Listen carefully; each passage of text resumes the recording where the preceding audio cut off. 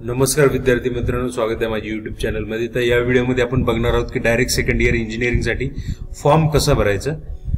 तर या व्हिडिओमध्ये मी तुम्हाला एक डेमो दाखवणार आहे की तुम्ही फॉर्म कसा भरू शकता। मी एक व्हॉट्सअप ग्रुप तयार केलेला आहे ज्याच्यामध्ये तुम्हाला सगळे अपडेट्स भेटतील। तर लिंक ही डिस्क्रिप्शन बॉक्समध्ये आहे, तुम्ही तिथून जॉईन करू शकता। आता सगळ्यात महत्त्वाचं मित्रांनो लक्षात घ्या की ऍडमिशन प्रोसेस कशी असते। तर सगळ्यात पहिल्यांदा रजिस्ट्रेशन आणि व्हेरिफिकेशन ऑफ डॉक्युमेंट्स होणार आहे, त्यानंतर मेरिट लिस्ट लागते। त्या मेरिट लिस्ट प्रोव्हिजनल आणि फायनल मेरिट लिस्ट अशा दोन असतात। तर ग्रीव्हन्स काय असेल तर त्याच्यामध्ये तुम्हाला ते अपलोड करायचे। तर हे कॉलेज सिलेक्शनची जी प्रोसिजर आहे ते कॅप राऊंड 1 तर ती असणार आहे। तर त्याच्यामध्ये तुम्हाला ऑप्शन फॉर्म भरायचे, ज्या ठिकाणी तुम्हाला कॉलेजेस सिलेक्ट करायचे, त्यानंतर अलॉटमेंट होते, त्यानंतर रिपोर्टिंग करायचं आहे। तर याची नियमावली काही आहेत कॅप राऊंड 1, 2, 3। तर ही नियमावली पण मी तुम्हाला जशी प्रोसेस सुरू राहील तस त्यावेळेस मी तुम्हाला ती सांगणार आहे। गुगलमध्ये आल्यानंतर टाका महासीईटी। तर महासीईटी वरती क्लिक करा, पहिलंच पेज।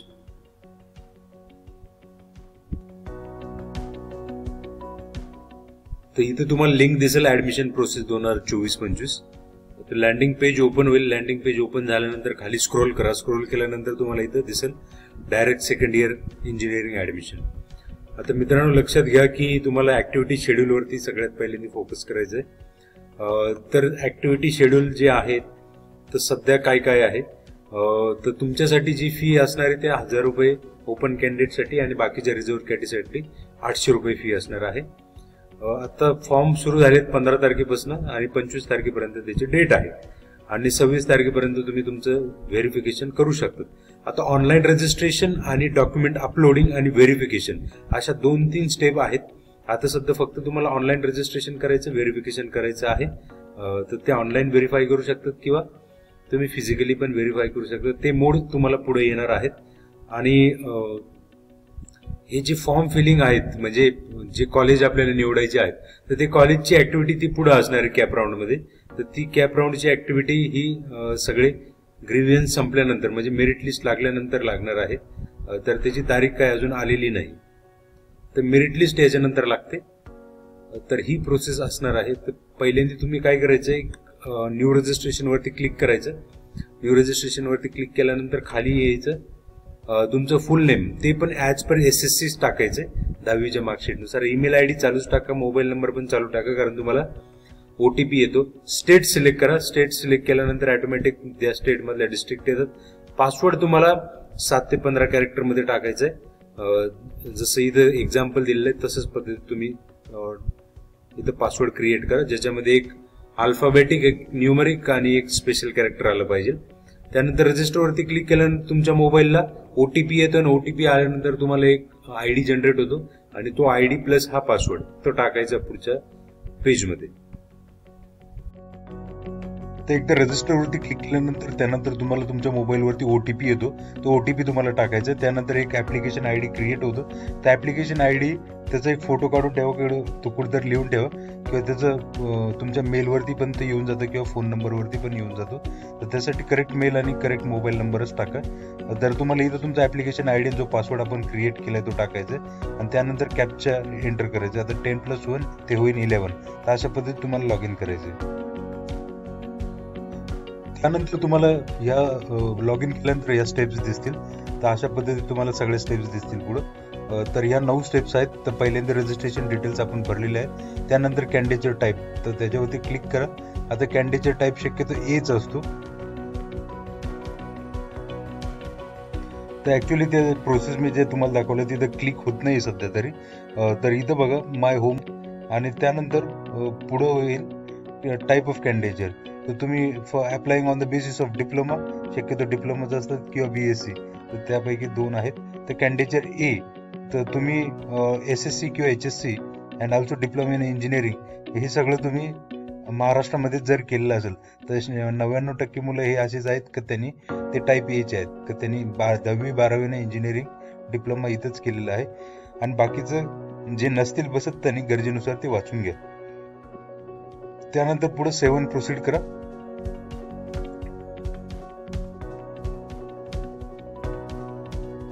त्यानंतर विचारलंय पुढे select the district from which candidate has pass SSC तर डिस्ट्रिक्ट सिलेक्ट करा. आता मी माझं अहमदनगरमधून झालं, मग मी अहमदनगर टाकतोय. त्यानंतर डिप्लोमा कुठून पास केलंय ते टाका. त्यानंतर विच इन्स्टिट्यूट, आता जे इन्स्टिट्यूट तुम्ही सपोज अहमदनगर टाकतायत, तर मी सपोज अहमदनगरमधून पासआउट झालेलो आहे आणि मग त्यानंतर इन्स्टिट्यूटची लिस्ट येते इथं, तर त्यानुसार तुमचे लिस्ट टाका.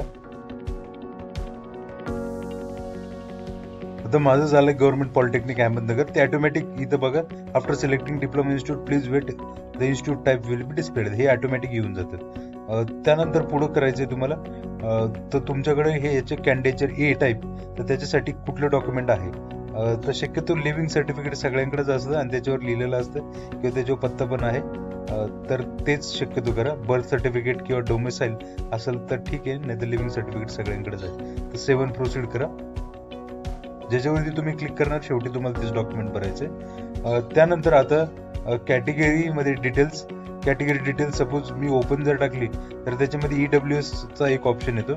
मी जर रिझर्व टाकली तर त्याच्यामध्ये बाकीचे डिटेल्स तुम्हाला भरायचे आहेत. तर मग सपोज मी टाकलंय की ओबीसी कॅटेगरी, ओबीसी कॅटेगरीमध्ये तुमची कॅटेगरी कुठली, सब कॅटेगरी, सब कास्ट कुठली त्याच्यामध्ये, आणि त्याच्यानंतर स्टेटस ऑफ व्हॅलिडिटी अवेलेबल असेल तर अवेलेबल म्हणा, नसेल पण रिसिप्ट आहे तर अप्लाइड बट नॉट रिसिप्ट, तर हा ऑप्शन चालतोय. नॉन क्रिमिलियर स्टेटस अवेलेबल असेल तर अवेलेबल म्हणा, नसेल तर अप्लाइड बट नॉट रिसिप्ट असं क्लिक करा.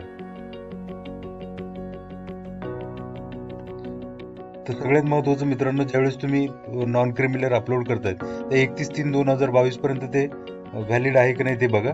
जर नसेल तर ते काढून घ्या.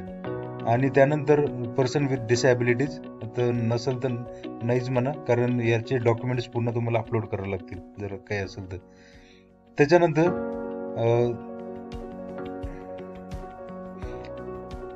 आता तुम्हाला नॅशनॅलिटी सिलेक्ट करायची, तर त्याच्यासाठी नॅशनॅलिटी सर्टिफिकेट असेल पाहिजे किंवा स्कूल लिव्हिंग सर्टिफिकेट, म्हणजे जे काही सर्टिफिकेट आहे त्याच्यावरती इंडियन असलं तरी चालेल. म्हणजे तुमचं LC स्कूल लिव्हिंग म्हणजे तुमचं जे इंजिनिअरिंग सर्टिफिकेट आहे लिव्हिंग, तर त्याच्यावरती इंडियन असतंच सगळ्यांचं, तर त्याच्यावरतीच क्लिक करा शक्यतो, बाकीच्या भानगडीत पडू नका. तर 7 प्रोसीड वरती क्लिक करा पुढं. त्यानंतर मित्रांनो पुढे आहे ते तुमचे SSC म्हणजे 10वीचे मार्क्स तुम्हाला टाकायचे. तर याच्यामध्ये बोर्ड सिलेक्ट करा, शक्यतो सगळ्यांचा हाच असेल, महाराष्ट्र बोर्ड. आणि त्यानंतर तुम्हाला roll number, year of passing, हे सगळे डिटेल्स, तुमचे मार्क्स किती आहेत, मॅथमॅटिक्स, सायन्स, इंग्लिश, ॲग्रिगेट किती, out of 1 percentage automatic calculate होतात. त्यानंतर डिप्लोमाच्या बेसिसवर तुम्ही जर अप्लाय करतात, आता डिप्लोमाच्याच बेसिसवर तुम्ही अप्लाय करत आहात कारण डायरेक्ट सेकंड इयरला घ्यायच्यात, पास्ट तर सगळे पासच असणार आहे. तुमचा सेमिस्टर पॅटर्न होता की ॲन्युअल पॅटर्न होता, तर ॲन्युअलच शक्यतो असणार आहे. त्यानंतर English medium, whether medium of English at diploma, तर इंग्लिशच असतं शक्यतो. तर सीट नंबर, फायनल सेमिस्टर, याच्यामध्ये एनरोलमेंट नंबर, फायनल सेमिस्टरमध्ये जो सीट नंबर आहे तोच टाका फायनल मार्कशीटवरती. त्यानंतर पासिंग इयर, तर पासिंग इयर टाका. त्याच्यानंतर डिप्लोमा कोर्स कुठला झाला आहे तुमचा तो टाका. आणि त्यानंतर तुमचे फायनल ॲग्रिगेट मार्क्स किती आहेत तर ते तुम्ही टाका आणि आउट ऑफ किती ते टाका, पर्सेंटेज ऑटोमॅटिक कॅल्क्युलेट होईल. तुम्ही जर 12वी झालेली असेल तरच पास्ट म्हणा, नाहीतर नॉट अपेअरिंग असं म्हणा. 7 प्रोसीडवरती क्लिक करा. मी चुकून मागच्या पेजवरती सांगितलं होतं की ॲन्युअल पॅटर्न तुमचा MSBT आहे, तर त्यामध्ये सेमिस्टर पॅटर्न आहे. आता पुढच्या पेजवरती तुम्हाला दिसतंय की तुम्हाला पर्सनल डिटेल्स भरायचे. तर पर्सनल डिटेल्समध्ये date of birth, gender, confirm gender, are you orphan, तर नो आपण ऑलरेडी टाकलेलं आहे. ज्या गोष्टी ऑलरेडी टाकलेल्या आहेत ते काही गोष्टी तशाच आलेल्या आहेत तिथं. त्यानंतर रिलिजन, ते हिंदू रिलिजन किंवा जे काही रिलिजन असेल ते तुम्ही टाकून द्या. ॲन्युअल इन्कम, तर तुम्ही ते रेंज टाकून द्या जसं तुमच्या सर्टिफिकेटवरती आहे तसं. मदर टंग मराठी, आणि तुम्ही मायनॉरिटीसाठी अप्लाय करत आहात का, असेल तर येस म्हणा आणि नो नसेल तर नो म्हणा, तर नोच येईल बऱ्याच लोकांसाठी. त्यानंतर ग्रामीण भागातले आहात का शहरी भागातले, ग्रामीण असेल तर रुरल करा, शहरी असेल तर अर्बन करा. करस्पॉन्डन्स ॲड्रेस तो टाकून द्या. ॲड्रेस, आता बरेच लोक विचारतात आधार कार्डवरचा ॲड्रेस वेगळा आणि हा ॲड्रेस वेगळा आहे, तर करस्पॉन्डन्स ॲड्रेस सांगितलं त्याने, तर करस्पॉन्डन्स टाका. त्यानंतर स्टेट सिलेक्ट करा, डिस्ट्रिक्ट सिलेक्ट ऑलरेडी झालेली आहे, तालुका सिलेक्ट करा, विलेज सिलेक्ट करा आणि पिनकोड टाका. त्यानंतर पुढे तुमचे मोबाईल नंबर वगैरे ते टाकून द्या. तर टेलिफोन नंबरची काही गरज नाही आहे. आणि त्यानंतर 7 प्रोसीडवरती क्लिक करा.